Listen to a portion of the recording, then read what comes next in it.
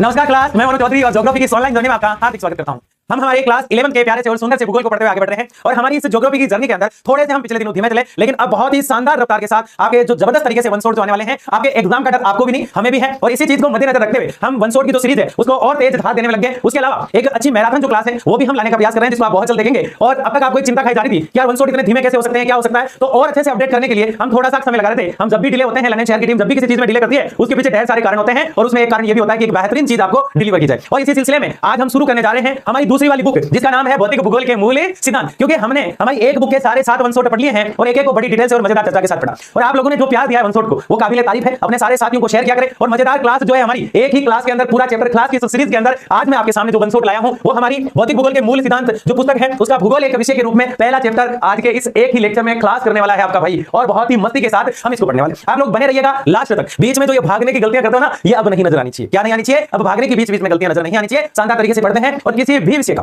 पहला जो चैप्टर होता है वो बहुत महत्वपूर्ण होता है। इतना महत्वपूर्ण होता है कि कितना महत्वपूर्ण होता है बता पाना भी मुश्किल है, क्योंकि कम से कम 5 से 7 नंबर का क्वेश्चन आता है। तो शुरू करते हैं। तैयार हो? मुस्कुराओ एक बार, स्माइली दिखनी चाहिए आपको कमेंट बॉक्स में मुझे आपकी, ठीक है? तो शुरू करते हैं आज की इस मजेदार वन शॉट को। सबसे पहले हम देखेंगे कि ज्योग्राफी है क्या। आप जानते हैं अच्छे से, इतने समय से पढ़ रहे हो ज्योग्राफी क्या है, आप अच्छे से इस बात को तो समझ गए, ठीक है ना? तो क्या है ज्योग्राफी, किस तरह से इसको पढ़ना होता है, सारी चीजों को हम देखेंगे, ठीक है? थोड़ा सा इसको एक अपडेट डालना है इसमें, ठीक है? ये डाल दिया साहब, अब आप चिंता मत करो, फटाफट से हम पढ़ते हैं, ठीक है? ज्योग्राफी है क्या? दैट इज ए भूगोल, दैट इज ए ज्योग्राफी। है क्या ज्योग्राफी? कहां से आया ज्योग्राफी? कौन इसे लेके आया? तो नाम आता है यूनानियों का। किसका नाम आता है? यूनानी जो लोग थे वो हमारी इस भूगोल को जो है लेके आए। कौन लेके आए? यूनानी लोगों की देन है हमारी ये भूगोल। किसकी देन है? यूनानी लोगों की। जब हम भूगोल के बारे में BHU ऐसे नहीं जाना करते थे, उस समय वो भूगोल को लेके आ गए। और ये सुंदर सा आपको दिखाई देता है गोल गोल भूगोल को समझाने वाला ग्लोब जो ग्राहम बेल ने बनाया था। किसने बनाया था? ग्राहम बेल ने। इसमें पूरी पृथ्वी को समायोजित किया गया है, आप ये जानते हैं। और यूनानी भी ये कहते हैं पृथ्वी है चपटी। पृथ्वी कैसी है? चपटी। लेकिन ग्लोब के अंदर पृथ्वी को चपटी दिखा पाना मुश्किल है। तो मुश्किल है तो क्या करें? इसलिए क्या किया गया, इसको ऐसे का ऐसे ही नहीं दिखाकर गोल गोल फॉर्म में दिखा दिया गया। और यहां हम जब ग्लोब पढ़ते हैं तो यहां एक रेखा होती है जिसको हम कहते हैं 0 डिग्री रेखा।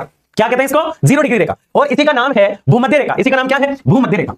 भूमध्य रेखा। इसके ढेर सारे नाम है यार। और इसका नाम है विषुवत रेखा। क्या नाम है? विषुवत रेखा।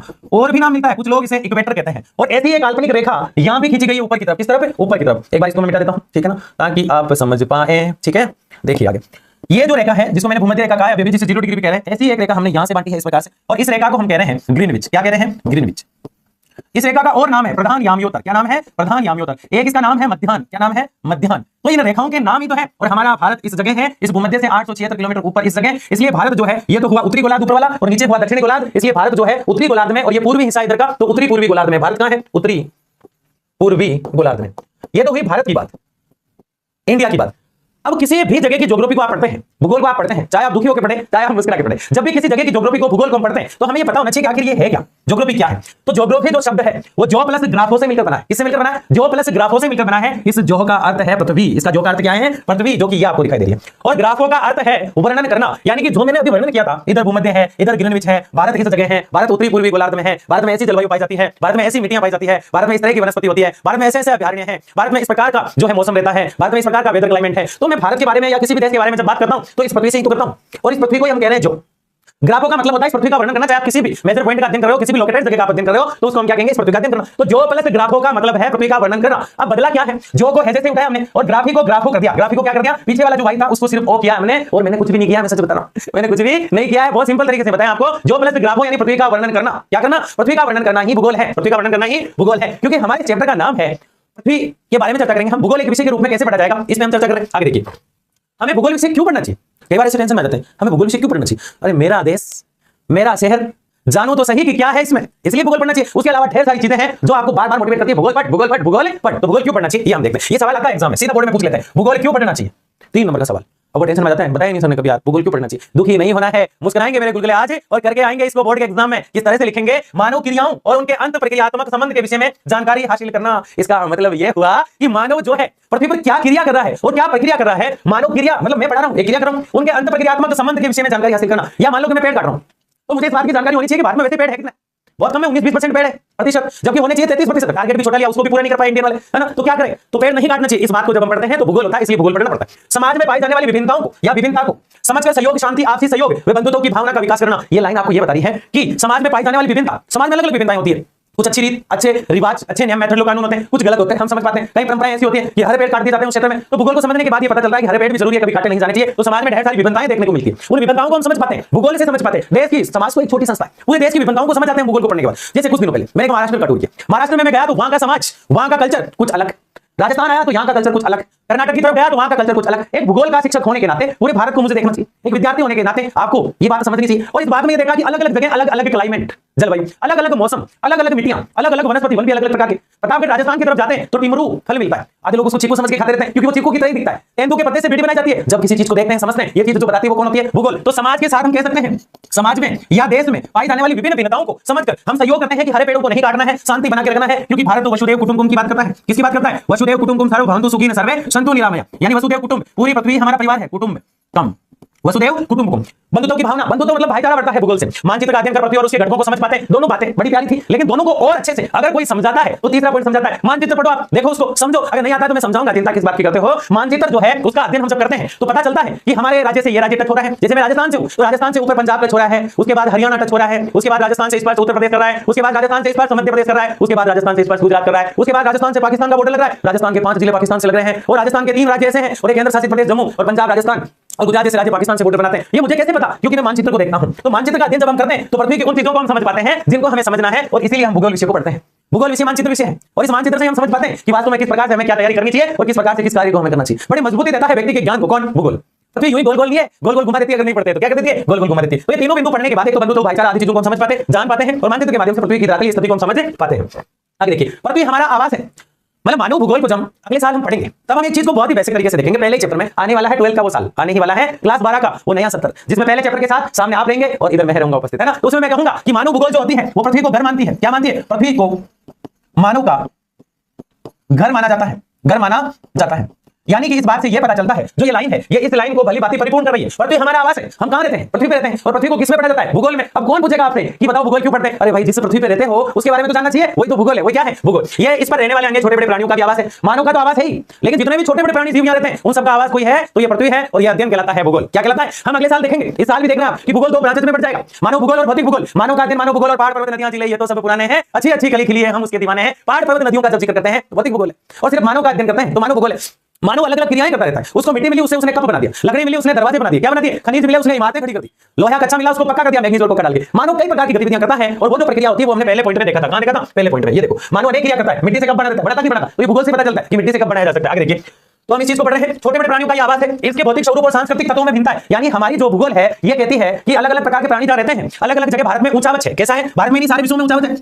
ऊंचावच का मतलब होता है कहीं से ऊंचे स्थान है, कहीं से नीचे स्थान। ऊंचावच का मतलब एक जगह आप देखेंगे तो आपको दिखेगा मैदान, क्या दिखेगा? मैदान। दूसरी जगह आप देखेंगे तो आपको दिखेंगे पहाड़ पर्वत, एक जगह आप देखेंगे तो आपको दिखेंगे समुद्र और महासागर। तो भारत में समानता नहीं है। एक जगह आप देखेंगे तो आपको पठारी भाग दिखेगा, क्या दिखेगा? पठारी भाग, जो पर्वतों से थोड़ा ऊपर उठा हुआ भाग रहता है, पर्वतों से नीचे होता है, पहाड़ से भी नीचे होता है, जमीन से उठा हुआ भाग रहता है। कई जगह नदियां दिखाई देती है, कई जगह जिले दिखाई देती है, अलग अलग प्रतिरूप हमें दिखाई देता है। सारे प्रतिरूपों को हम कह सकते हैं स्थलाकृतियां। जमीन के ऊपर अलग अलग आकृतियां स्थलाकृतियां कहलाती है। तो भूगोल को जब हम पढ़ते हैं तो हमारे देश को, हमारे राज्य को हम समझ पाते हैं, इसलिए भूगोल पढ़ना जरूरी होता है। क्यों जरूरी होता है? क्योंकि हमारे राज्य और हमारे देश को हम समझ पाते हैं कि किस जगह कौन सी चीज किस तरह से लोकेटेड है, उसके आसपास के बिंदु में से कौन कौन से, तो आदि चीजों को हम समझ पाते हैं, तो वो हमारा प्यारा सा भूगोल है। That is love only for geography. वही समझ पाता है पूरी दुनिया को। किसको? पूरी दुनिया को। देखिए, स्वरूप और सांस्कृतिक तत्वों में भिन्नता है। भौगोलिक तथ्य स्थैतिक नहीं है। भौगोलिक तथ्य जो है वो स्थैतिक नहीं है, मतलब भूगोल के अंदर जो चेंज है वो होता रहता है, स्थायी नहीं होता है, ठीक है ना, बदलाव होते रहते हैं। जैसे कि मरुस्थल मतलब मिट्टी का क्षेत्र कई जगह होता है तो धीरे धीरे वो बढ़ता जाता है, और अन्य क्षेत्रों में भी क्या बढ़ जाती है? मिट्टी का क्षेत्र बढ़ जाता है, ठीक है। अभी तो गत्यात्मक है, यानी कि एक नदी मान लो कि आज यहां तक आ रही है, बहुत ज्यादा वर्षा हुई तो वो आगे तक चलेगी। बताओ नदी स्थायी थी क्या? बिल्कुल भी नहीं थी, क्योंकि भौगोलिक तथ्य स्थैतिक नहीं है, अभी तो गत्यात्मक है। नदी गति कर गई, नदी आगे बढ़ गई। नदी क्या कर गई? आगे बढ़ गई।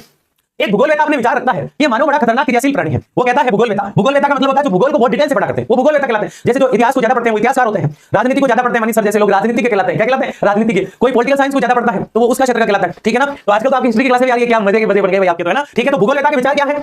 मिट्टी दिया मानव को, कप बना दिया उसने। मिट्टी दिया मानव को, कप बना दिया मिट्टी से उसने। रात्रि दी तो दीपक जला दिया उसने। मानव क्या क्या क्रियाएं कर रहा है? वही भूगोल है। मिट्टी दिया उसको तो कप बना दिया उसने, रात्रि हुई अंधेरा हुआ तो दीपक बना दिया उसने और उजाला कर दिया उसने। पहाड़ दिए उसने, इसने प्रकृति ने, पहाड़ दिए प्रकृति ने, मानव ने बाग बगीचे बना के और सुंदर बना दिया। पत्थर दिए उस पृथ्वी ने मानव को, उसने अपना आशियाना, अपना घर बना लिया। क्या बना लिया? घर। ये तो प्रकृति की चीजें हैं, प्राकृतिक। ये क्या है? प्राकृतिक चीजें जो भूगोल ने हमें दी है, पृथ्वी ने हमें दी है, और इनसे मानव जो है कृत्रिम चीजें बना लेता है, अपने खुद की सुविधा के हिसाब से उसको ढाल देता है। ये भूगोल पढ़ने के कारण हो पाता है। अब कोई मत पूछना मेरे से कि सर भूगोल क्यों पढ़ते हैं। अब तो आप समझ गए कि हम भूगोल क्यों पढ़ते हैं। तो फिर बढ़ते हैं हम आगे। भूगोल का अध्ययन किसका अध्ययन? एकदम जगली स्लाइड आती है, टेंशन में आ जाता है ना। भूगोल का अध्ययन किसका अध्ययन? भूगोल का अध्ययन कार्य कारण का संबंध जानने का है। भाई भूगोल ये बताता है कौन सी जगह किस जगह है। देखो एक सवाल समझाता हूं मैं आपको कि हम आगे क्या पढ़ने वाले। कार्य कारण को जानना, या 3 सवाल दिखाते हैं, क्या है, कहां है, क्यों है। जैसे मैंने कहा कैमूर पर्वत यूपी, बोलता पर्वत बिहार, 3-4 पर्वतों के नाम लेता हूं मैंने कहा बोलता पर्वत बिहार, मैंने कहा कैमूर पर्वत यूपी उत्तर प्रदेश, मैंने कहा माउंट आबू राजस्थान। कहां है ये? राजस्थान। ठीक है, अब मैंने 3 चीजों के नाम यहाँ लिए। कितनी चीजों के? 3 चीजों के। ठीक है ना, इसको इधर से ले लेता हूं। 3 चीजों के नाम लिए। तो कोई पूछे कि बोलता पर्वत कहां है, तो ये सवाल ज्योग्राफी में उठता है, क्योंकि भूगोल ही बताएगा कि वो पर्वत कहां है। कोई पूछे कैमूर पर्वत तो कहां है, माउंट आबू तो कहां है, तीनों सवालों का उत्तर है बोलता बिहार, कैमूर पर्वत यूपी और माउंट आबू राजस्थान।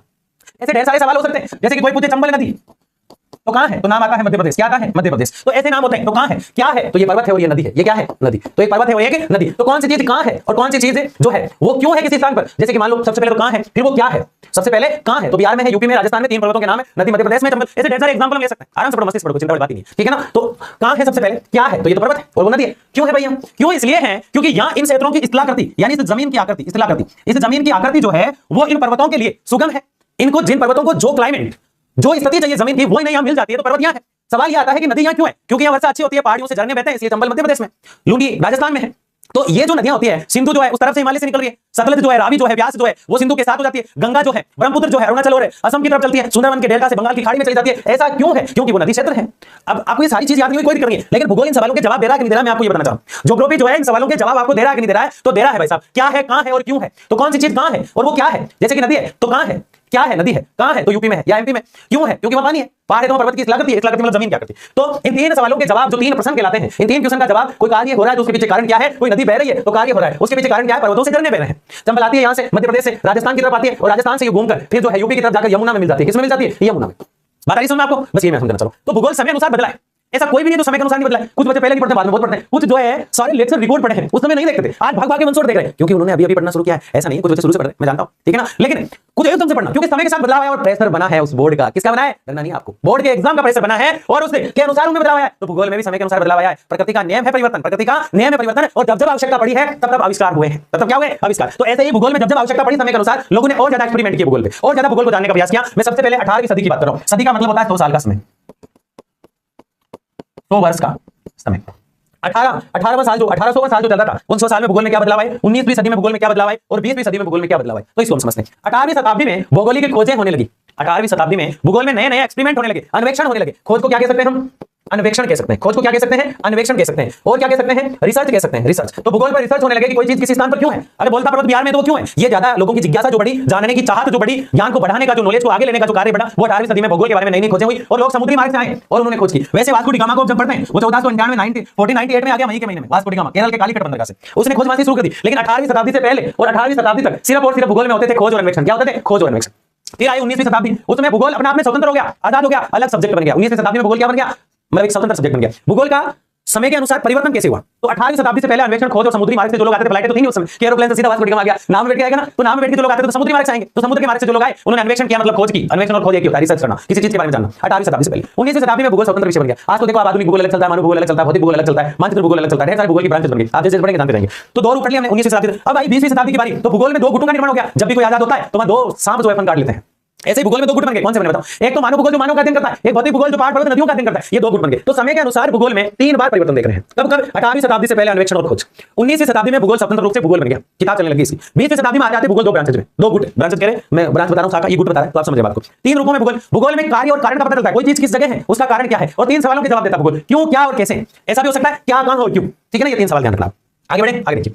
पृथ्वी और भौतिक वातावरण के साथ समायोजन का विकास कैसे हुआ? पृथ्वी और भौतिक वातावरण के साथ समायोजन का विकास कैसे हुआ? कभी कभी मेरे दिल में क्या आता है, आपको भी आता होगा, क्या आता है कि यार पहली बार जब मानव आया तो पृथ्वी पर कैसे रहा, क्योंकि बताता है लोग कि पृथ्वी तो गर्म थी, तो फिर पृथ्वी ठंडी हुई, फिर लोग उसमें रहने लगे, फिर लोग उसमें रहने लगे। तो समय के साथ पृथ्वी पर आते हैं बदलाव, समय के साथ पृथ्वी पर क्या आते हैं? बदलाव। तभी व्यक्ति यानी कि मानव अपने समय का सही तरीके से समायोजन पृथ्वी के साथ कर पाता है। अगर पृथ्वी के साथ मानव पृथ्वी से छेड़छाड़ करता है और चमगादड़ खा जाता है चीन वालों की तरह, तो कोरोना आ जाता है। पृथ्वी के साथ मानव को समायोजन यानी एडजस्टमेंट बिठाना पड़ता है। अगर पृथ्वी के खिलाफ मानव चलता है तो बहुत समस्या आ जाती है। तो मानव ने पृथ्वी के साथ और पृथ्वी का जो वातावरण है उसके साथ समायोजन करना सीखा, उस क्लाइमेट के साथ, उस वेदर के साथ, उस इकोसिस्टम के साथ, उस एनवायरनमेंट के साथ। ये 4 नाम क्या बोले मैंने? इकोसिस्टम, पारिस्थितिक तंत्र, एनवायरनमेंट पर्यावरण, वेदर मौसम, क्लाइमेट जलवायु, ऐसे ऐसे मौसम, हवाएं वगैरह, वर्षा आदि के साथ मानव में कोई ऐसा है नहीं, सामने तो गर्मी में बाहर ही नहीं दो, और उसका क्षेत्र वो गर्मी वाला है तो उसको उस गर्मी के साथ एडजस्टमेंट करना आना चाहिए। कोई सर्दी में रहता है बर्फीले क्षेत्र में, वो कहने में सर्दी में नहीं रह सकता, तो उसको वहां समायोजन करना आना चाहिए। कोई पहाड़ों में रहता है, मेरे को तो डर लगता है रात को, फिर उसको समायोजन करना आना चाहिए। तो मानव ने तो पृथ्वी है हमारी, ये वाली पृथ्वी ग्लोब है, इसके साथ इसका जो पेड़ पौधे पर्वत नदियां जिले इस प्रकार से इसके साथ समायोजन करना सीखा।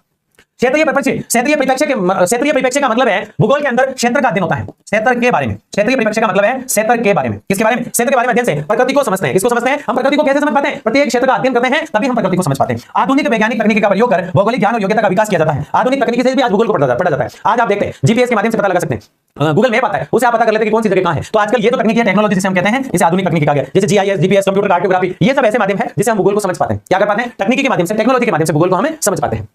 भूगोल विस्तृत पैमाने पर सभी भौतिक और मानवीय तत्वों को अंतरिक्रियाओं से उत्पन्न स्थल रूपों का अध्ययन करता है। भूगोल किसी को भी नहीं छोड़ता, सारी चीजों का अध्ययन करता है जो इसको स्थल पर दिखाई देती है, जमीन पर जो कुछ भी दिखाई देती है। और आजकल तो भूगोल पृथ्वी है और इसके अंदर क्या है? पृथ्वी की आंतरिक संरचना क्या है? क्रूड मेटल क्रस्ट, जो अंदर चट्टानें होती है, पृथ्वी के भाग होते हैं, आग्नेय अवसादी का, इन सबका भूगोल अध्ययन करता है। पृथ्वी के अंदर क्या है ये भी भूगोल जानता है। पृथ्वी के ऊपर जो हवा होती है जिसको हम वायुमंडल कहते हैं, क्या कहते हैं? वायुमंडल कहते हैं। तो इस वायुमंडल का अध्ययन भी सौरमंडल, समतामंडल, आयनमंडल, ओजोन मंडल, बहिर्मंडल, ये अध्ययन भी भूगोल करता है। और पृथ्वी के बीच के क्षेत्र में क्या है ये अध्ययन भी भूगोल करता है। ये अध्ययन भी कौन करता है? भूगोल करता है। तो बताओ ये चीज समझ में आएगी? आ जानी चाहिए भैया, कैसे नहीं आएगी? समझ में आएगी क्या? ठीक है, पूरा ही मिट गया, क्या कर सकते हैं? ठीक है, कोई दिक्कत नहीं, मिटने तो जो मिटता है उसको, ठीक है ना। समझा तो दिया मैंने आपको। नोट्स ले लिए क्या आप सब लोगों ने? वो शानदार नोट्स लिख रखे हैं, एप्लीकेशन पे आप जाएंगे, लर्निंग शेयर की एप्लीकेशन को डाउनलोड करेंगे, उन्हें आप आराम से पढ़ सकते हैं, लिख सकते हैं शानदार तरीके से, बोर्ड के एग्जाम करके आना। तो हम जो देख रहे थे कि अध्ययन करता है, भूगोल बताता है कि कैसे, क्यों और कहां, ये चीज हम पढ़ चुके हैं, कैसे, क्यों और कहां, ठीक है ना। मानवीय व प्राकृतिक क्रियाकलापों का उद्भव होता है और कैसे थे क्रियाकलाप एक दूसरे से अंत संबंधित है। मानव भूगोल में जितनी भी क्रियाएं होती है वो एक दूसरे से क्या है? अंत संबंधित है। क्या है भाई? अंत संबंधित, ठीक है ना। बोर्ड कभी कभी स्पीड ज्यादा पकड़ लेता है। तो ये जो लाइन पढ़ी है इसका अर्थ वही है जो दूसरी पहले स्लाइड या दूसरी स्लाइड में था कि भूगोल क्या, क्यों, कैसे, किस लिए, कितना, क्यों है, कहां है, कैसे है, किस लिए है, आदि सवाल जो जहन में चलते रहते हैं उनकी जिज्ञासा को शांत करने का माध्यम होता है भूगोल। क्या होता है? भूगोल। तो आपका जो पेपर बनाएगा उसके माइंड में ढेर सारी जिज्ञासा होती है, तो वो ऐसे सवाल भी देगा ढेर सारे, है ना। तो आप कर लेंगे, मुझे विश्वास है। कैसे थे क्रियाकलाप एक दूसरे से अंत संबंधित होते हैं, ज्योग्राफी की जितनी भी क्रियाएं होती है वो एक दूसरे से जुड़ी हुई होती है। भूगोल एक अन्य पक्ष क्षेत्रीय विभिन्नता के कारकों या कारणों को समझने से संबंधित है। भूगोल जो है वो पहले तो पूरे क्षेत्र का अध्ययन करता है, जैसे पृथ्वी है, इसका पूरी का अध्ययन करना है तो भूगोल में कर लेंगे। एक मुझे पर्टिकुलर यहाँ इंडिया है, इधर आपकी भूमध्य रेखा और इधर यामी उत्तर ग्रीनविच प्रधान रेखा, तो यहाँ भारत है, तो भारत का सिर्फ भारत का अध्ययन करेंगे तो क्षेत्रीय। भारत के किसी बिंदु का अध्ययन करेंगे तो भी क्षेत्रीय। और एक पूरी पृथ्वी का करते हैं तो संपूर्ण, पूर्ण अध्ययन, पूर्ण अध्ययन, तो इसको हम संपूर्ण भी कह सकते हैं, संपूर्ण अध्ययन, ठीक है। तो भूगोल क्षेत्रीय भिन्नता का भी उसके कारक क्या है, उसके कारण क्या है। जैसे मान लो ये भारत है और भारत में पठार है, नदियां हैं, जिले हैं, तो इसके पीछे क्या कारण है और कौन से ऐसे कारक, अलाइनमेंट तत्व है जो इसको डिस्टर्ब करते हैं या सपोर्ट करते हैं, उसका अध्ययन क्षेत्रीय भिन्नता के आधार पर भूगोल में होता है।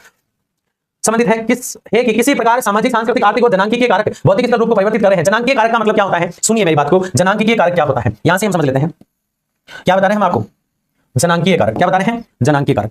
एक व्यक्ति ऐसा है जो गांव में रह रहा है, किसमें रह रहा है? ग्रामीण क्षेत्र में रह रहा है। किसमें रह रहा है? ग्रामीण क्षेत्र में। एक व्यक्ति ऐसा है जो नगर में रह रहा है। दो क्षेत्र हो गए, नगरीय और ग्रामीण, नगरीय और ग्रामीण। लेकिन मजे की बात यह है कि एक दिन ऐसा आता है कि गांव वाला व्यक्ति जो खेती कर रहा है, गांव में क्या रहती है? खेती, खेती हर व्यक्ति है गांव वाला, और ये शहर की तरफ चला जाता है और उद्योग में काम करने लग जाता है। ऐसा इसलिए हुआ क्योंकि यहाँ बेरोजगारी बढ़ गई, खेती अब हो नहीं रही है। क्या बढ़ गई यहाँ पे? बेरोजगारी। तो इसको क्या चाहिए? रोजगार। इसको क्या चाहिए? रोजगार। तो ये इस स्थान से क्या कर जाता है? उद्गम कर जाता है। इस स्थान से क्या कर जाता है? उत्तर प्रवास, यानी उठकर चला जाता है।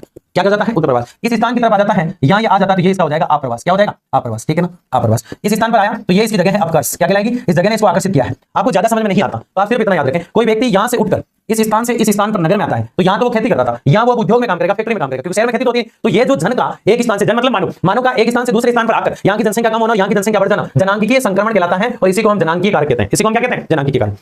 भौतिक स्थल रूप को परिवर्तित कर रहे हैं और किस प्रकार मानवीय हस्तक्षेप के फलस्वरूप प्राचीन स्थलों का विलोपन और नवीन स्थल रूपों का निर्माण होता है। पृथ्वी पर अलग अलग जगह पर अलग अलग स्थल रूप बनते हैं, बिगड़ते हैं और ये चलता रहता है और होता रहता है। आगे देखिए, संसाधनों के सतत रूप से, संसाधन मतलब जो भी चीज पृथ्वी पर काम आ रही है, जैसे मार्केट काम आ रहा है तो ये संसाधन है। जो चीज काम आ रही है वो सारी की सारी क्या कहलाती है? संसाधन कहलाती है। पर्यावरणीय प्रक्रियाओं के बारे में अधिक जानकारी तथा समझने हेतु समस्याओं के समाधान में भूमि उपयोग योजना किस प्रकार सहायक हो सकती है, भूगोल का अध्ययन आवश्यक है। जैसे मान लो मैं आपको एक चीज बताता हूं, मैंने यहाँ ये भारत का क्षेत्र लिया, ये भारत का दक्षिणी क्षेत्र है जिसमें यहाँ अरब सागर है और यहाँ बंगाल की खाड़ी है।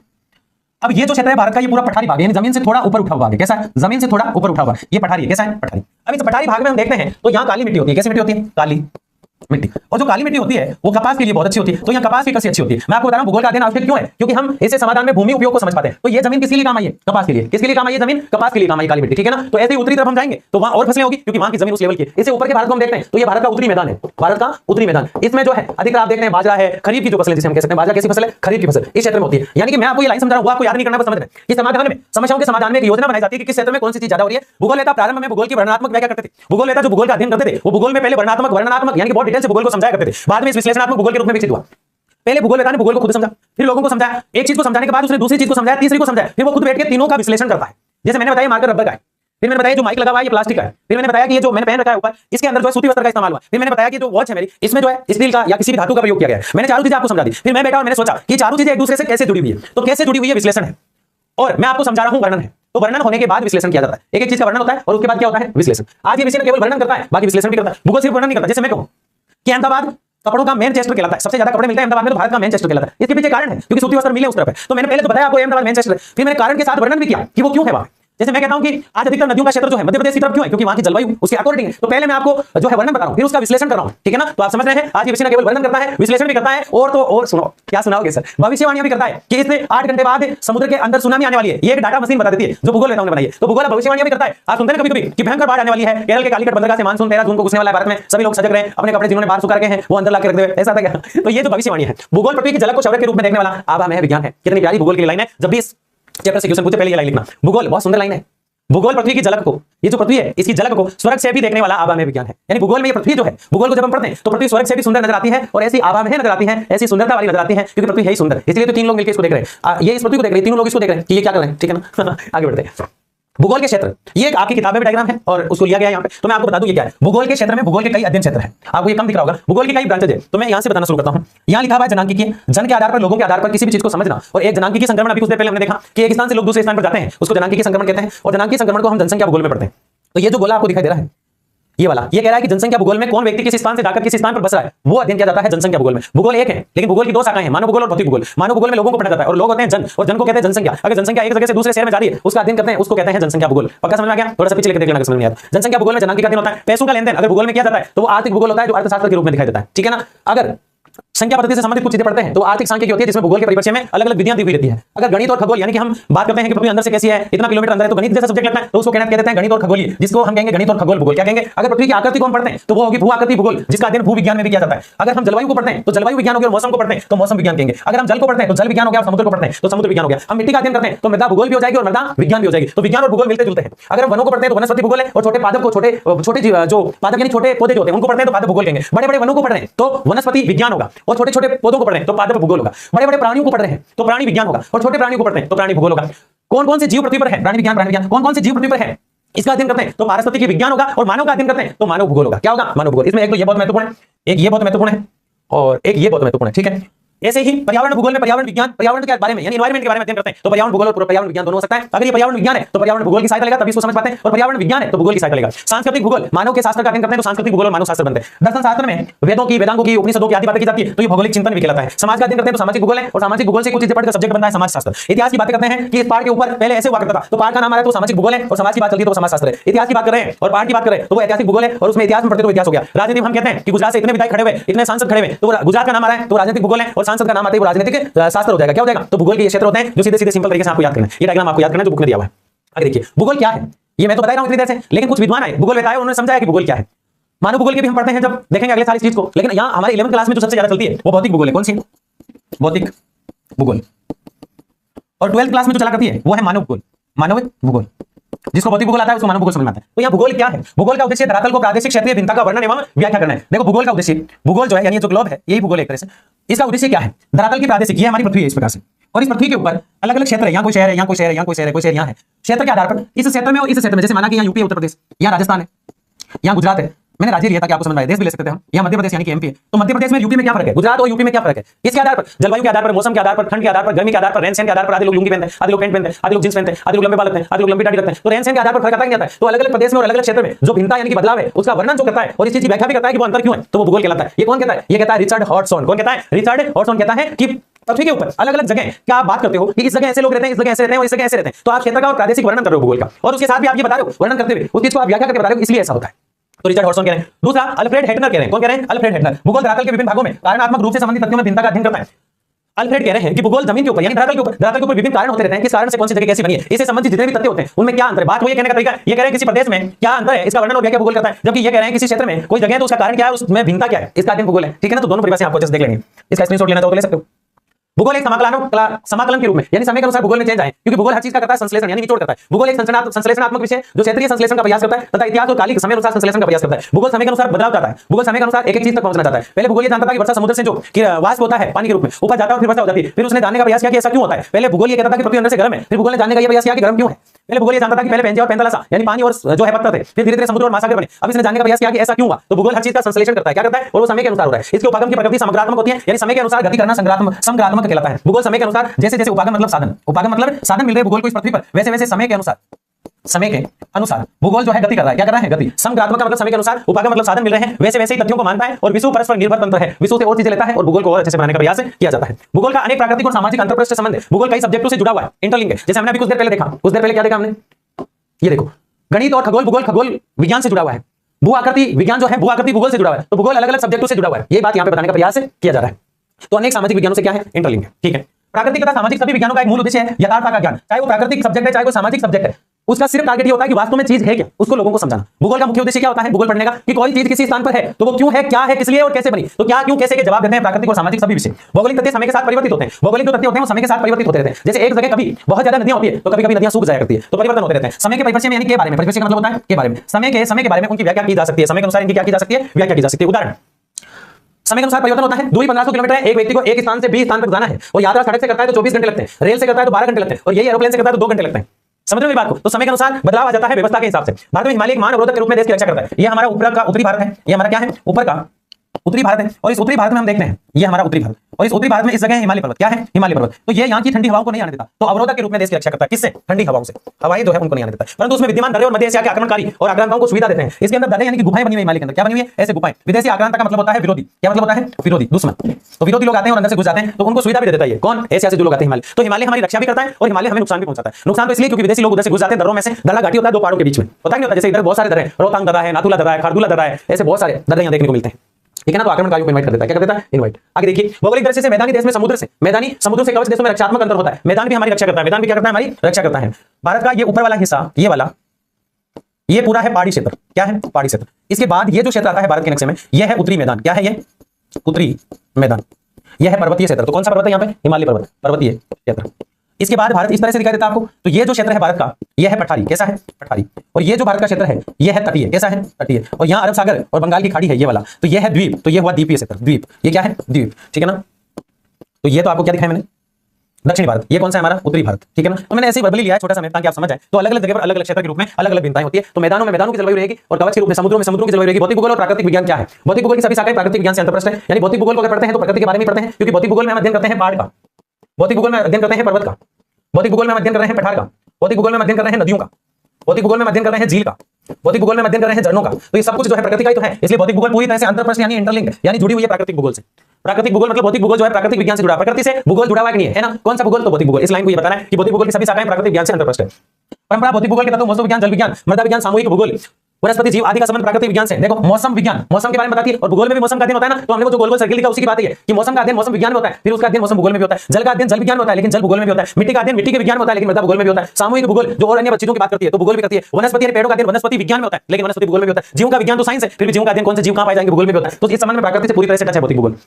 भूगोल वेता का गणित और कला रेखांकन मानचित्र खगोलीय इत्यादि अक्षांश देशांतर गणित आदि में निपुण होना चाहिए। एक भूगोल वेता जो होता है उसको गणित भी आनी चाहिए, कला भी आनी चाहिए। कला का मतलब डांस वांस करना नहीं है, यहाँ पे कला का मतलब होता है उसको हुनर होना चाहिए बताने का। रेखाएं खींचना आना चाहिए उसको, अक्षांश देशांतर सारी मानचित्र आना चाहिए उसको, खगोल का ज्ञान होना चाहिए, स्थिति पता होनी चाहिए कि कौन सा देश कहां है, अक्षांश पता होना चाहिए, देशांतर पता होना चाहिए, गणित आनी चाहिए। फिर बता गणित मुझे नहीं आती इसलिए बार-बार कहता है गणित आनी चाहिए ना। तो अक्षांश देशांतर क्या होता है, ये हमारा ग्लोब है और इसमें जितनी भी आड़ी रेखाएं होती है इस प्रकार से, ये हॉरिजॉन्टल है, ये सारी अक्षांश और खड़ी रेखाएं जितनी भी ग्लोब में होती है वो सारी देशांतर है, ठीक है ना। और खगोल पृथ्वी के अंदर का ज्ञान होता है, मानचित्र आप देखते हैं 3-4 प्रकार के होते हैं, ठीक है ना। आगे देखिए, भूगोल एक सामाजिक विज्ञान है। अब बताओ समाज के लोगों का अध्ययन करना है, मान लो कि एक समाज ऐसा है जो पहाड़ पे रहता है, पहाड़ का नाम भूगोल आ गया, तो भूगोल किससे टच हो गया, समाज से। व्यक्ति कहां का था, ये समाज का, कहां का था समाज का, रहता कहां है पहाड़ पे, तो पहाड़ तो आ गया भूगोल में और समाज में आ गया व्यक्ति, तो दोनों इंटरलिंक हुए नहीं हुए ना। ये तो मैं बता रहा हूं आपको, प्रत्येक विषय का एक दर्शन होता है, प्रत्येक सब्जेक्ट को पढ़ने का एक दर्शन होता है जो उस विषय के लिए मूल आधार होता है, जो उसे जड़ की तरह विकास प्रक्रिया में स्पष्ट भूमिका निभाता है। भौगोलिक चिंतन समाज इतिहास भूगोल की मात्र शाखा के रूप में सर्वत्र सम्मिलित है। ये जो दोनों लाइनें हैं मैं इसका अर्थ बताता हूं। भूगोल चिंतन का विषय भी है, भूगोल समाज के बिना अपना अध्ययन पूरा नहीं कर सकता, भूगोल ना इतिहास को पढ़े बगैर पूरा हो सकता, भूगोल ना अन्य शाखाओं को जो भूगोल की मातृभाषा के रूप में काम करती है, यानी भूगोल बिना गणित के भी पूरा नहीं हो सकता, भूगोल बिना जीव विज्ञान के पूरा नहीं हो सकता, भूगोल बिना समाज के पूरा नहीं हो सकता, भूगोल बिना पर्यावरण के पूरा नहीं हो सकता। इसलिए भूगोल को सबसे बना के रखनी पड़ती है। अंतरप्रस्थ सब्जेक्ट है भूगोल, कैसा है अंतरप्रस्थ सब्जेक्ट। सामाजिक विज्ञान के सभी विषय, सामाजिक विज्ञान में समाज में कौन रहता है, मानव रहता है। समाज में कौन रहता है भाई, मानव। ये ऐसा ही हो गया आजकल, पता हो गया, ठीक है ना। मानव रहता है और मानव से बनती है जनसंख्या, और मानव जहां रहेगा वो उसका घर होगा, उठकर चला जाता है उस घर से किसी शहर में तो उत्प्रवास होगा, और जहां वो जाएगा जिस शहर में वो उसके लिए आप्रवास होगा। जो चीजें यहां से उसे धकेल रही थी प्रतिकर्ष थी, जो उसे खींच रही है अपकर्ष है, या समझिए आप उत्प्रवास मतलब उठ के चला गया, क्यों गया, कुछ इसे धकेल रहा था, बेरोजगारी, उत्प्रवास जाना, और जो चीजें धकेल रही थी वो कहलाती प्रतिकर्ष, जहां आया है वो आप्रवास है, और जो चीज उसको खींच के लाई है वो अपकर्ष है। तो भूगोल विषय में घनिष्ठता से जुड़ी हुई चीजें क्या है, अर्थशास्त्र में उत्पादन विपणन विनिमय और उपयोग आती होता है, तो भूगोल में तो ये सब कुछ आता है। जबकि अर्थशास्त्र में क्या आता है, कौन सी चीज कितनी बिकी, कहां बिकी, कितना पैसा आया उसने, कितना उपयोग हो चुका है। इतिहास में क्या आता है, किस समय युद्ध हुआ, किस स्थान पर हुआ, कितने लोग मारे गए, क्या घटना हुई। तो भूगोल में तो उत्प्रवास आप्रवास प्रतिकर्ष अपकर्ष सामाजिक विज्ञान के सब्जेक्ट आते हैं, जबकि अर्थशास्त्र में उत्पादन विवरण विनिमय और उपयोग आते हैं, और इतिहास के अंदर समय स्थान और घटना आती है। तीनों को मैंने यहां कंपेयर किया, ठीक है। भूगोल की शाखाएं, भूगोल अंतर शिक्षण विषय है यानी इंटरनल पढ़ा जाता है। भूगोल अध्ययन उपागम आधारित है यानी बिना साधन के भूगोल का अध्ययन नहीं हो सकता, किसके बगैर? बिना साधन के। भूगोल के दो मुख्य उपागम यानी साधन है। 1750 से 1860 के बीच भूगोल कैसा था? तो विषय वस्तु क्रमबद्ध अलेक्जेंडर वॉन कहते हैं, जो हम्बोल्ट नाम से भी जाने जाते हैं, जर्मन के हैं। वो कहते हैं कि प्रादेशिक काल लीटर द्वैतवाद पर आधारित विषय वस्तुगत अध्ययन विश्व स्तरीय है, जबकि प्रादेशिक उपागम पदानुक्रमिक में विभक्त अध्ययन है। भूगोल के दो मुख्य उपागम है। पहला तो विषय के आधार पर वस्तुगत अध्ययन किया जाएगा, विषय के आधार पर वस्तुगत अध्ययन किया जाएगा। ये कहने वाले तो है हम्बोल्ट। कौन है? भूगोल बिना विषय के अध्ययन नहीं किया जा सकता। भूगोल बिना विषय के अध्ययन नहीं किया जा सकता, पहली बात तो ये। और दूसरा, बिना किसी प्रदेश के भी भूगोल का अध्ययन नहीं किया जा सकता। तो भूगोल बिना विषय के अध्ययन नहीं होगा, ये तो हम्बोल्ट कह रहे हैं, जिनका पूरा नाम अलेक्जेंडर वॉन है। और भूगोल बिना प्रदेश के अध्ययन नहीं होगा, ये कार्ल रिटर कह रहे हैं। कौन कह रहे हैं? Carl Ritter. बिना प्रदेश के अध्ययन नहीं होगा, कार्ल रिटर जर्मन कह रहे हैं। और बिना विषय के अध्ययन नहीं होगा, अलेक्जेंडर वॉन कह रहे हैं। कौन कह रहे हैं? Alexander von. तो दोनों अपनी द्वैतवाद यानी दोनों विचारधाराओं पर आधारित रूपरेखा रखते हैं 1705 से 1750 से 1860 के बीच। आगे देखिए भौतिक भूगोल। तो भौतिक भूगोल क्या कह रहा है? भू आकृति यानी जमीन की आकृति वाला विज्ञान, जमीन पर कितना विकास हुआ और विकास की प्रक्रिया क्या है, ये अध्ययन कर रहा है। भू आकृति विज्ञान किसका अध्ययन करता है? भू आकृति विज्ञान या भू आकृति भूगोल, ये जमीन है, इस जमीन का विकास कैसे हो रहा है, इसकी आकृति कैसी है, ये प्रक्रिया क्या है, इसका अध्ययन करता है। जलवायु विज्ञान या जलवायु भूगोल, जलवायु में वायुमंडल में, एटमॉस्फेयर में, ट्रोपोस्फेयर में, सौरमंडल में जो बदलाव आ रहे हैं, एटमॉस्फेयर में जो वेदर में, मौसम में बदलाव आ रहे हैं और क्या कारण है उस बदलाव के, एटमॉस्फेयर में, क्लाइमेट में, वेदर में अचानक से बदलाव कैसे आ रहा है, मौसम में बदलाव कैसे हो गया, ये अध्ययन करता है जलवायु। बताओ जमीन के ऊपर आकृति कैसी है, तो भू आकृति विज्ञान अध्ययन करेगा। मौसम में चेंज कैसे आ रहे हैं, तो जलवायु विज्ञान। और जल के अंदर कौन से जीव रह सकते हैं, कौन से नहीं रह सकते हैं, जल सूख रहा है या बढ़ रहा है या कम हो रहा है, तो यह अध्ययन जल विज्ञान करता है। समुद्र, झीलें, जलाशय, जीव आदि के बारे में। मिट्टी कैसी है, लेटेराइट है, पर्वतीय है, मरुस्थलीय है, काली मिट्टी है, जलोढ़ मिट्टी है, सफेद मिट्टी है, भूरी मिट्टी है, ये जो मिट्टी का अध्ययन करता है मिट्टी भूगोल होता है कि मिट्टी कैसे बनी, निर्माण कैसे हुआ, मिट्टी का प्रकार क्या है, मिट्टी का वितरण क्या है, मिट्टी का उपयोग क्या है, ये सब देखा जाता है। आगे देखिए मानव भूगोल की शाखाएं, सामाजिक सांस्कृतिक भूगोल की शाखा होती है, तो व्यक्त्यात्मक होती है, जनसंख्या और अधिवास भूगोल होता है, जो गांव नगर के बारे में, जनसंख्या के बारे में, घनत्व, वितरण, लिंग अनुपात, प्रवास, व्यवसायिक संरचना, अधिवास, वितरण, विशेषताएं आदि चीजों को बताता है। तो एक तो सामाजिक और सांस्कृतिक भूगोल हो गया, एक जनसंख्या और अधिवास भूगोल हो गया। आप इनमें डिटेल में जाकर सिर्फ ये समझो, सामाजिक सांस्कृतिक भूगोल समाज की गति की बात करता है। किसकी बात करता है? समाज की गति की बात। जनसंख्या और अधिवास भूगोल, जन मतलब मानव, मानव मतलब हम किसी ना किसी मकान या घर में रहेंगे, तो जनसंख्या और अधिवास यानी आवास की बात करता है। आर्थिक भूगोल पैसों की बात करता है, पैसे आते हैं उद्योग से और कृषि से, तो ये देखो कृषि और उद्योग। और किसी आते हैं, कोई घूमने आया तो पर्यटन से आते हैं, कोई बिजनेस करता है तो व्यापार से आते हैं, कोई परिवहन यानी कि टेम्पो चलाता है, ऑटो चलाता है, कुछ भी चला रहा है, कोई सेवा दे रहा है, जैसे शिक्षक, वकील जो होते हैं वो सेवा देते हैं। ये सब आर्थिक क्रिया होती है और आर्थिक क्रियाओं का अध्ययन आर्थिक भूगोल में होता है। सामाजिक भूगोल में समाज की और संस्कृति की बातें होती है। जनसंख्या और अधिवास भूगोल में मानव कहां रह रहा है, उस घर की बात होती है। आर्थिक भूगोल में मानव कहां से पैसा कमा रहा है, इकोनॉमी सोर्सेज क्या है उसके, तो कृषि, उद्योग, पर्यटन, व्यापार, परिवहन, सेवा सबसे पैसा आता है। तो ये भूगोल के ब्रांचेस के रूप में, शाखाओं के रूप में पढ़ रहे हैं। राजनीतिक भूगोल में क्या होता है? परिसीमन, एक सीट को दो सीटों के साथ ज्वाइन करा दिया, राजनीति में देखा जाता है। चुनाव की सीमाएं कौन सी होगी, बिहार में ये चुनाव होंगे, यूपी में ये होंगे, यूपी में दो असेंबली है, तो इसके प्रकार से इस तरह से चुनाव कराए जाएंगे। पड़ोसी देशों से क्या संबंध होने चाहिए, राजनीतिक भूगोल। जीव भूगोल में क्या होता है? जीवों का अध्ययन होता है, पशु सारे इसके अंदर आ जाते हैं जीव भूगोल में। वनस्पति में वन का अध्ययन होता है कि प्रकृति की वनस्पति कैसी होनी चाहिए, चीड़ के वन अंग्रेजों ने क्यों काटे, वो सब वनस्पति भूगोल में आते हैं। किसमें आते हैं? चीड़ के वन अंग्रेजों ने बहुत काटे क्योंकि उन्हें परिवहन को बहुत ज्यादा मजबूती देनी थी, क्योंकि वो इंडिया को पूरी तरह से जो है बाहर व्यापार के रूप में अधिकतम माल को ले जाना चाहते थे, तो परिवहन को बढ़ाना चाहते थे, तो उन्होंने चीड़ के वन काटे। ये बात वनस्पति भूगोल की है, लेकिन बिना वनस्पति विज्ञान के पूरी नहीं होती है। पारिस्थितिक विज्ञान, इकोसिस्टम, एनवायरनमेंट, वेदर और क्लाइमेट, ये चारों चीजें जब मिला करती है तो इकोसिस्टम अपने आप में मजबूती धारण कर लेता है। तो कौन से जीव का निवास स्थान कहां है और वो प्रजाति कौन सी है। जैसे हम देखते हैं कि कई अभयारण्य ऐसे होते हैं जहां 112 प्रजातियां आकर निवास करती है मौसम के अकॉर्डिंग। जैसे क्लाइमेट चेंज होता है, जैसे वेदर चेंज होता है, तो प्रजातियां एक स्थान से दूसरे स्थान पर चली जाती है। ठीक है ना, जैसे एक एग्जांपल साइबेरियन सार्स इंडिया से जो है विदेशों की तरफ चली जाती है। तो ये जो होता है पारिस्थितिक विज्ञान होता है। पर्यावरण भूगोल में हमारे चारों ओर का आवरण जो होता है पर्यावरण कहलाता है। और पर्यावरण भूगोल में हम जो है भूमि, जमीन का ह्रास कैसे हो रहा है, अपरदन के कारण हो रहा है, नदियां आती है और मिट्टी को भागकर चली जाती है, प्रदूषण के कारण होता है, संरक्षण के कारण होता है। प्रादेशिक उपागम पर आधारित भूगोल की शाखाएं, प्रदेश के आधार पर भूगोल को पढ़ते हैं। वृहद, मध्यम और लघु, एक तो बड़े लेवल पर भूगोल को देखते हैं, मध्यम लेवल पर, छोटे लेवल पर। ग्रामीण इलाका नियोजन, शहर और नगर नियोजन सहित प्रादेशिक नियोजन होता है। गांव और शहर को अलग अलग रूपों में पढ़ा करते हैं। प्रादेशिक विकास की बात करते हैं और उस प्रदेश के विकास की बात करते हैं, फिर उसकी विवेचना करते हैं कि कैसे विकास हो सकता है, इसका विश्लेषण करते हैं। दो पक्ष इसमें रखे जाते हैं। तो प्रादेशिक भूगोल में ये देखा जाता है कि एक प्रदेश है, उसके बारे में बताते हैं, फिर दूसरे के बारे में बताते हैं, फिर दोनों में अंतर क्या है प्रदेशों में यानी क्षेत्र में, इसकी बात करते हैं, फिर इसकी विवेचना करते हैं। क्या करते हैं? विवेचना यानी इसका डिस्कस करते हैं और फिर हम छांट पाते हैं तो विश्लेषण करते हैं। क्या करते हैं? विश्लेषण। समझ गए आप इस बात को? भूगोल की शाखाएं, भूगोल की शाखाएं जो क्रमबद्ध तरीके से यह है। पहला भौतिक भूगोल होता है, जो भौतिक चीजें दिखाई दे रही है आपको, किसकी बात करेगा? भौतिक चीजों की बात करेगा। पहाड़, पर्वत, नदियां जो पृथ्वी पर दिखाई देती है, भौतिक मतलब फिजिकल पार्ट की। सिद्धांत और दर्शन, किताबों की, ग्रंथों की, वेद 4 होते हैं, वेदांग 6 होते हैं, पुराण 18 होते हैं, उपपुराण 29 होते हैं, ऐसी बातें करेगा ये। विधि और तकनीकी, कानून से संबंधित बात करेगा। मानव भूगोल, मानव प्रकृति के साथ कैसे समायोजन करेगा, मानव पहाड़ पे कैसे रहेगा, मानव जंगल में कैसे रहेगा, मानव झील के किनारे कैसे रहेगा, ये बात करती है मानव भूगोल। जीव भूगोल, जीव किस अभयारण्य में सुरक्षित है, सारस कहां रहेगी, बाघ कहां रहेगा, क्योंकि भारत में बाघ बहुत कम है। अभी राजस्थान में तो दो ही बाघ फेमस है, एक तो सुल्तान और एक बबली। ठीक है ना, तो इस प्रकार भूगोल को हम पढ़ते हैं। भौतिक भूगोल ये क्या था जो हमने अभी पढ़ा, ये था भूगोल की शाखाएं और ये है भौतिक भूगोल के अंदर क्या आता है, ये जमीन है, इसकी आकृति कैसी है, इसको भू आकृति विज्ञान कहते हैं। इस जमीन पर मौसम, जलवायु कैसा है, तो जलवायु विज्ञान। और इस जलवायु में जल कहां का है, तो जल विज्ञान। और यहाँ की मिट्टी कैसी है, तो मृदा भूगोल। इसी को मद्देनजर मेजर करते हुए लोकेटेड पॉइंट को हम देखते हैं। तो ये जमीन है, इस पर जलवायु कैसी है, तो जलवायु विज्ञान हो गया। इस पर जल कैसा है, तो जल विज्ञान हो गया। और इस पर मिट्टी कैसी है, तो मृदा विज्ञान हो गया। ठीक है ना। सिद्धांत और दर्शन शास्त्र में, सिद्धांत और दर्शन शास्त्र में हम देखते हैं कि भूगोल का चिंतन होता है और मानव की परिस्थिति, पारिस्थितिकी, मानव क्लाइमेट के साथ कैसे अपने आप का संयोजन करता है, ये सिद्धांत और दर्शन शास्त्र में देखा जाता है। किसमें देखा जाता है? सिद्धांत और दर्शन शास्त्र में। विधि और तकनीकी को देखा हमने। सबसे पहले क्या देखा, हम क्या पढ़ रहे हैं आपको पता होना चाहिए। हमने ये जो 5 बिंदु देखे थे, इसमें सबसे पहले भौतिक को पढ़ा, कैसी मृदा होनी चाहिए, कैसी यहाँ जलवायु होनी चाहिए, कैसा जल होना चाहिए। फिर हमने दर्शन को देखा और फिर ऐसे एक एक बिंदु को आगे बढ़ते हुए हम आगे बढ़े। तो भौतिक में देखो यहाँ जलवायु कैसी रहेगी, विज्ञान जल कैसा रहेगा, मिट्टी कैसी रहेगी, आदि बातें हम करेंगे। सिद्धांत में हम कहेंगे कि व्यक्ति चिंतन करता है दर्शन शास्त्र के अकॉर्डिंग। वेद कितने होते हैं? 4 वेद होते हैं, वेदांग जो 6 होते हैं, शिक्षा, कल्प, तरुण, वरुण, व्याकरण वगैरह आदि। और इसी प्रकार से एक एक चीज को जब दर्शन के माध्यम से भूगोल में उसका एक्सपेरिमेंट किया जाता है तो उसको हम कहेंगे सिद्धांत और दर्शन शास्त्र का सपोर्ट भूगोल में ले पाना। इसके बाद हमने ये देखा विधि और तकनीकी। विधि और तकनीकी में हम टेक्नोलॉजी का साथ लेते हुए भूगोल को समझते हैं। जैसे आप जीपीएस देखते हैं, आज किसी भी जगह को हम गूगल के माध्यम से मैप में देख सकते हैं कि जगह किस जगह लोकेटेड है, किस अक्षांशीय और देशांतरी विस्तार में, लॉन्गिट्यूड लैटिट्यूड के माध्यम से बसी हुई है, किस वर्टिकुलर या हॉरिजॉन्टल क्षेत्र में देखने को मिलती है। तो मानचित्र कला आपको आनी चाहिए। मानचित्र या ग्लोब, ग्राम बेल जो बनाया दिखाया गया मात्रात्मक तकनीकी के माध्यम से इस क्षेत्र का सर्वेक्षण भी होता है, क्लास 12 में आप देखते हैं। और भू संरचना, जीआईएस, जीपीएस, एलआईएस, ये मैंने आपको समझा दी है। तो ये चीजें होती है जो किसी भी सब्जेक्ट को मजबूती देती है, तो भूगोल को तो ये देना स्वाभाविक है। मानव जो है वो क्या करता है, मानव समाज में रहता है और सांस्कृतिक प्रोग्राम करता रहता है, संस्कृति को अपने संजोए रखता है, इतिहास को मद्देनजर रखकर इतिहास को सीखता है और कुछ बुलाता है। जो गलतियां इतिहास ने की वो नहीं दोहराना चाहता है, जो इतिहास ने अच्छा काम किया उसको और करना चाह रहा है। जनसंख्या और बस्ती में जनसंख्या या तो गांव की है या नगर की है। अगर गांव की जनसंख्या नगर में आ रही है तो ये जनांगीय संक्रमण कहलाता है। क्या कहलाता है? जनांगीय संक्रमण। गांव में जो खेती करने वाला खेती और मजदूर है और शहर में आता है तो फैक्ट्री में औद्योगिक श्रमिक बन जाएगा, इसी को हम जनांगीय संक्रमण कह रहे हैं। वो गांव से इसलिए आ रहा है ग्रामीण क्षेत्र से क्योंकि वहां की परिस्थितियां उसको धकेल रही है, मतलब प्रतिकर्ष कर रही है। क्या कर रही है? और शहर की सुविधाएं उसको आकर्षित कर रही है, मतलब अपकर्ष कर रही है। यहां से उठकर जा रहा है तो उद्गम कहला रहा है, इसको हम उत्प्रवास कहेंगे। और जहां वो आ रहा है वो सुविधाएं अपनी ओर आकर्षित कर रही है तो आप्रवास और अपकर्ष कहलाएगा। तो ये जगह तो आप्रवास और अपकर्ष होगी और ये जगह उत्प्रवास और प्रतिकर्ष होगी और इसी को हम जनांगीय संक्रमण कह रहे हैं। इसमें बहुत कुछ बदल गया, गांव में खेती, शहर में उद्योग, तो यहाँ खेती था यहाँ श्रमिक बन गया। यहाँ की समस्याओं से निजात पाने के लिए क्षेत्र में आया। तो ये जनसंख्या बस्ती भूगोल में पढ़ते हैं। राजनीतिक भूगोल में किस क्षेत्र की जो है किस प्रकार की राजनीति है, अगर उसे मेजर हमें करना होता है तो लोकेटेड बिंदु को ग्लोब के आधार पर हम देखते हैं कि हम कहां की स्थिति को हम पढ़ रहे हैं। क्षेत्रीय सर्वेक्षण को हमने देख लिया, भू सूचना को हमने देख लिया और हम इसकी बात करते हैं राजनीति की। आर्थिक के अंदर हम बात करते हैं, आर्थिक यानी इकोनॉमी सोर्सेज जब होते हैं, जब व्यक्ति जो है उसका अध्ययन अगर करता है तो अर्थशास्त्र में होता है, लेकिन बिना अर्थशास्त्र के भूगोल का अध्ययन कर पाना संभव नहीं है। जैसे कृषि से हमें जो है इकोनॉमी यानी धन यानी कि वित्त मिलता है, पर्यटन से मिलता है, अवसंरचना से मिलता है, व्यापार से मिलता है, परिवहन से मिलता है, उद्योग से मिलता है। जैसे मैं पढ़ा रहा हूं तो सेवा दे रहा हूं, सेवाओं से मिलता है। ये सारी चीजें हमने देखी। तो इस पूरे लेक्चर को हमने बहुत ही शानदार तरीके से एक ही क्लास के अंदर पूरा क्लास करने का निर्णय हमने लिया था और हमने बहुत ही शानदार तरीके से इसको आपको पढ़ाने का प्रयास किया। मिलते हैं अगले किसी शानदार लेक्चर में, तब तक के लिए जय हिंद, जय भारत।